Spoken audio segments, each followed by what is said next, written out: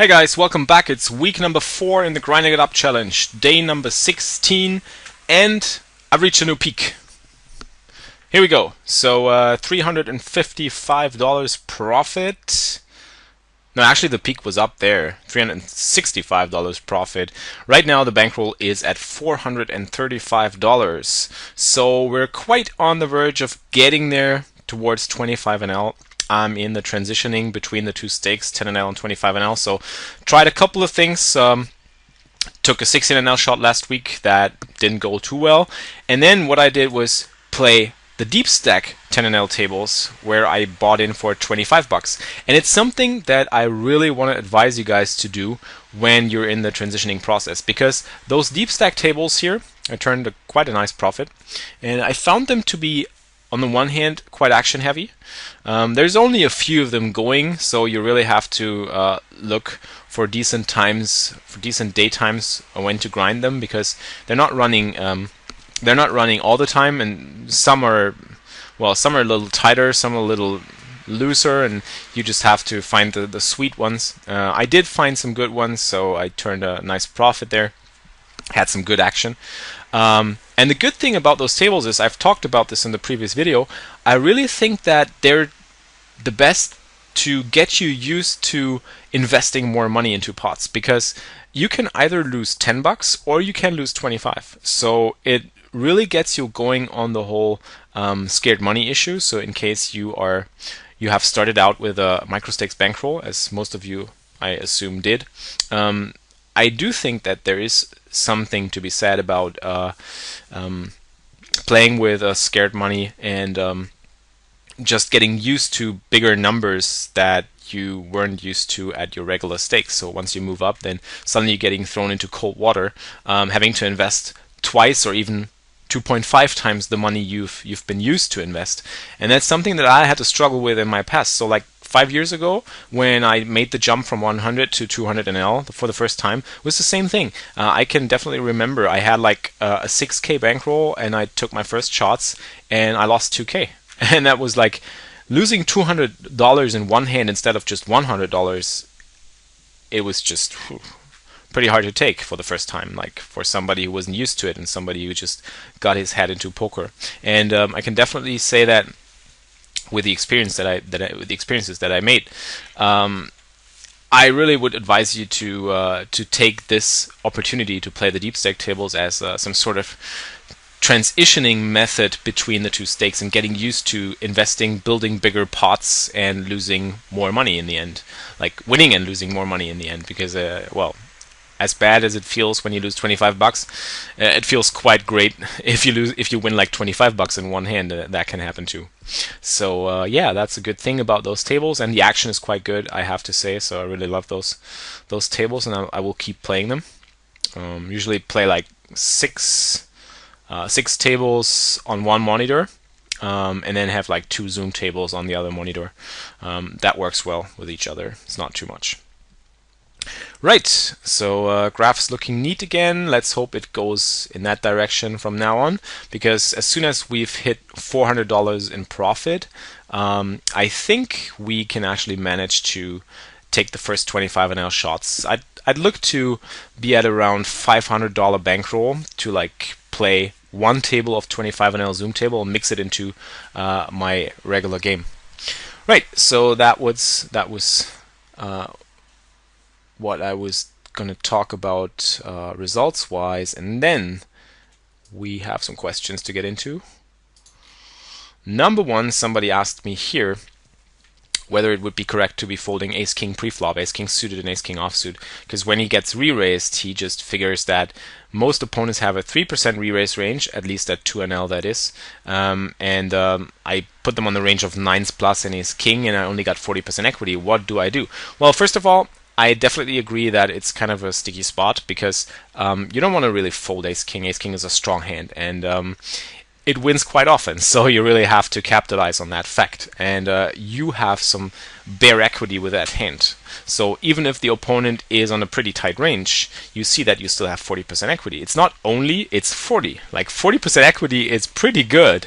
Like you've invested some money into the pot already, and somebody 3-bets you, so he's invested a little bit more, but you're still usually getting a decent price, unless the opponent is either short stacked, in which case you can always go with it pre-flop with ace king, because short stacks are usually kind of on a loose range from time to time, so you can definitely add in some extra tilt value or some short stack looseness that I just experienced all the time at all the different stakes. So there's not much to it. The shorter the stack sizes get, the easier your shove becomes with ace king. It's the same as in tournaments. You're not folding ace king for like 10 or 20 big blinds like ever, and you shouldn't be, because in the long term you're making money of this play, and so are you in cash games. So there's no reason for you to be folding it. But if you're getting deeper and your opponent's getting tighter and they have like a 3% re-raise range, first of all, don't pay too attention to stats unless you have, like, let's say 100,000 hands on somebody. You can't really say with you can't really be super sure that he only 3-bets the top 3%. He can be 3-betting all sorts of random hands from time to time, go on tilt, do some fancy 3-betting with like ace-5 suited, or do some fancy 3-betting because he loves 7-5 suited. This is something you can always factor in, and I think it's just not correct to be folding ace-king pre-flop. You're pretty much just avoiding a profitable situation, but unless, and that's the drawback of the situation, unless you're going to be making a ton of post-flop mistakes with ace-king. But I'm not sure that that's going to be the case, because if you're really cautious and you can really get a feel for how your opponent plays and what they're up to, then it's not that tough to either be able to extract value when you flop an ace or a king. When you like see a flop and somebody 3-bets you and you have ace king, you go ahead and flat call, and then you see a flop and the flop comes king high, and somebody like a tight guy starts barreling off 3 times, and you don't get away from the hand.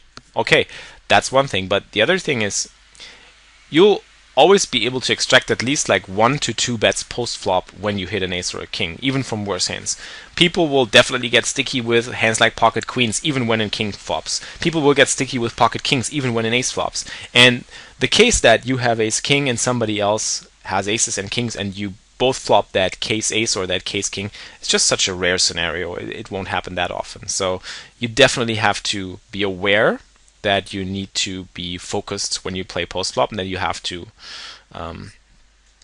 play your hand well post-flop, and you have to make good decisions based on your opponent. You definitely have to look at what type of opponent is that I'm playing against. Is he capable of bluffing?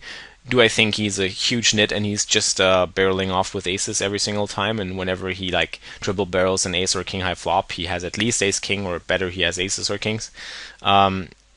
But well, in most situations, this is just not your realistic type of opponent. The realistic type of opponent does from time to time at least put out a c-bet or put out a bluff bet on the river from time to time, make a bad call on the river from time to time when you do flop a king or an ace. So yeah, it's tricky, I do agree, but it's something you have to learn if you want to get better at poker. So that's all I can say to this question. Folding is pretty much avoiding potential post-flop mistakes, which might be a good thing for somebody who's a beginner player, but it also has to be said that you're giving up on potential expected value. So that's pretty important.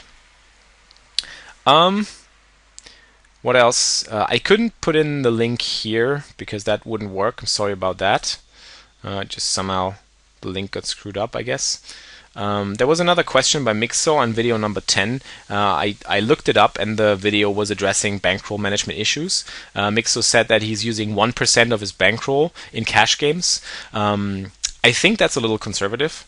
I think in cash games you should be thinking more in terms of stacks, so number of stack sizes. So for instance, in this challenge I started out with a 40 stack bankroll management. I've actually gotten some more questions about this, so I'm just going to get into this again.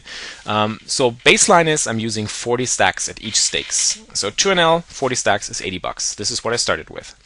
As soon as I managed to accumulate some more money, some extra spare money that I can spend on making shots at higher stakes, I'm going to do that. So that's what I did. I did it with 16NL. I accumulated 6 stacks for 16 NL, which was about $50, and then I decided to give it a shot. Then I lost the 3 stacks, and I moved down again, and now I'm back at 10 NL. So this is how the things work. I use the 40 stack bankroll management as a baseline. My current bankroll, as you can see here, is 435 plus the 80 that I started with, which means that I have 43 stacks for 10 NL. As soon as I'm at $500, which is like 4 stacks for 25 NL, going to be able to invest that at the higher stake. But the thing is, I'm saying that because you said, Mixo, that 1% of your bankroll seems a little conservative, and I definitely agree. All you have to be looking for is for the right moments when to move up and down between stakes. That's all you have to do in cash games, because you're so flexible in cash games. You can play 1 stakes, and then once you accumulate a number of money or chips or bigger bankroll, you can move up to the next stakes and then move down again. That's something you can do in tournaments too, but well, you know, in cash games you're a little bit more flexible. So you don't need to think of your bankroll in terms of percentages, but much more in stacks. And always every time you have like a certain number of stacks, that's your baseline for a certain level that you want to be playing. If it's 40 or 50, I would advise 40 for 6 max, but you can definitely use a more conservative approach and say, well, I'm going to take 50 or 60 or whatever. Actually, at my stakes at 200 NL, I'm using 100 stack bankroll management, and that's pretty important to me because the variance is a little higher at those stakes, and the game is a little tougher. So I have to account for that. I did go on like a 4K downswing like a couple of times before, and I have to make up for that. And losing 4K when I only have 8K is half my bankroll, and that could put me at a bigger danger and a big risk. Even if it's just a psychological thing, that it might put me to a little bit of a more that it might just get me a little bit more tilted easily or frustrated easily, because I see that the bankroll is decreasing at such a rapid rate. While in relation to like a 20K bankroll, when I lose 4K, it's not that much. Well, it is a lot, but in relation to the bankroll, it's not that much. So yeah, definitely think of it in terms of stacks, number of stacks that you're using. 40 stacks as a baseline. You guys might be taking 50 stacks, you might be taking 60 stacks. If you're playing a little higher than that, you might be taking 100 stacks. And then whenever you have some money, some spare money to invest, use that investment and go up to the higher stakes, take a shot. If it fails, you definitely have to move down once you reach that point of those number of stacks that you set for yourself, right? So that's what I can advise you to do with your bankroll management. Right, that's it, I think, for this video. Hope you enjoyed it. It's the start of a new week, so let's hope that by the end of the week we will be at 25 NL, which would be awesome. 1 month from 2 NL to 25 NL, that would be great. Be better than I would have expected.